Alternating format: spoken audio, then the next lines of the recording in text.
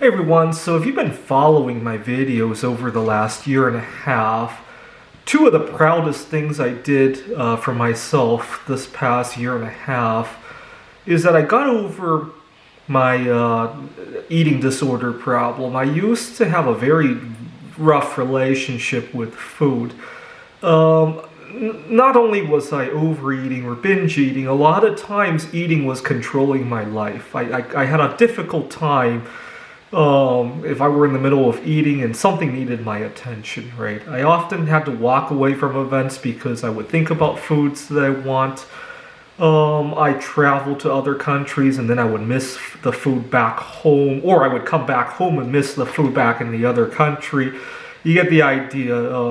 Not only was it on the high side, it wasn't terribly much, but it was controlling my life. Made it difficult for me to do my job, made it difficult for me to spend time with family, friends, made it difficult to enjoy anything else, including sometimes other foods, because I was so fixated on the one food that I was thinking about.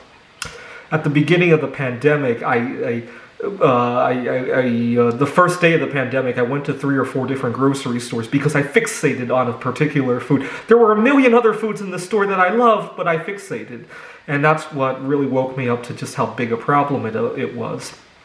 The second thing that I'm really proud of is that I got over my fear of loud noises, which is very important to me because my career often requires me to go to events that have loud noises. I often need to go to such events in order to associate with people, in order to network with the right people. So that's important to me.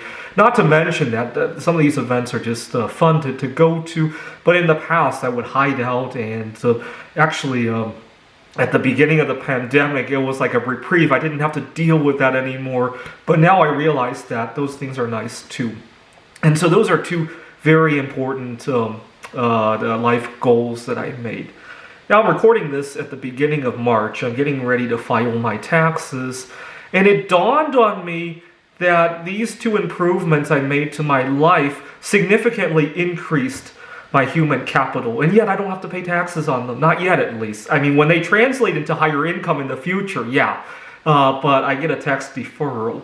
So this is another tax shelter that you can make use of, right? Invest in your own human capital. No taxes until you actually turn it into income, right? Thanks for watching.